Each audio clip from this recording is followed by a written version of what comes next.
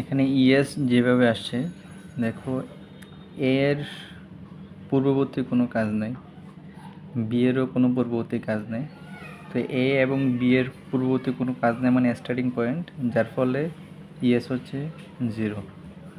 এবং সি এর পূর্ববর্তী কাজ হচ্ছে এ বি, অর্থাৎ এই সি এর পূর্ববর্তী কাজ হচ্ছে এ এবং বি, অর্থাৎ এ বি থেকে সি আসছে এবং এ থেকে সিতে আসতে এখানে ডিউরেশন সময় হচ্ছে 2, এখানেও 2। যেহেতু দুইটা মান একই সেক্ষেত্রে 2 নিতে পারি, অর্থাৎ যদি এটা 3 হইতো এটা 2 হইতো তাহলে 3 নিতাম, ইয়েস 3 হইতো, কিন্তু যেহেতু দুইটাই 2 তার জন্য এখানে 2 নেওয়া হয়েছে।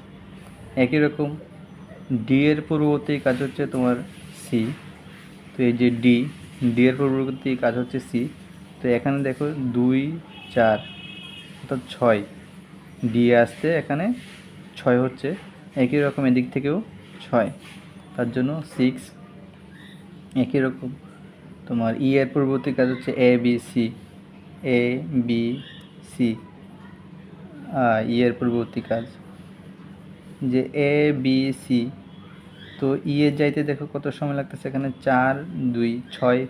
একই রকম 4, 2, 6, ঠিক আছে, তার জন্য 6। তারপর হচ্ছে এফ এর পূর্ববর্তী কাজ হচ্ছে ডি ই, এখানে এফ এর এই যে এফ এর পূর্ববর্তী কাজ হচ্ছে ডি ই। এদিকে খেয়াল করি, এটা এভাবে হয়, এ বি ডি এফ হয়। তো এখানে 3, 4, 7, 8, 9, 9 আসে।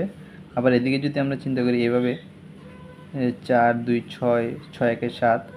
আবার যদি এভাবে চিন্তা করি 4, 3, 7, 8, 9, অর্থাৎ সর্বোচ্চ হচ্ছে 9, তার জন্য এখানে 9 হয়েছে ইএস।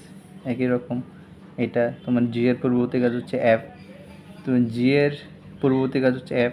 তো এখানে বিভিন্নভাবে যাওয়া যায়, যেটা এই যে একটু আগে আমরা হিসাব করলাম এরকম 11, 14 এগুলো এইভাবে আসছে, যে কোন পথে গিয়ে তোমার সর্বোচ্চ সময় লাগতেছে সেটাই হচ্ছে যে ইএস স্টার্টিং পয়েন্ট থেকে ওই পয়েন্টটা যেতে।